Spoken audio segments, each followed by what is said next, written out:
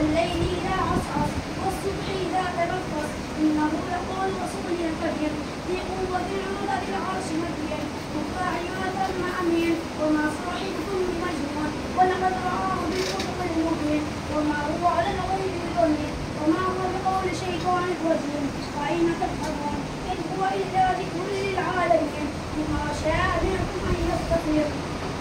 وما تشاءون إلا أن يشاء الله رب العالمين.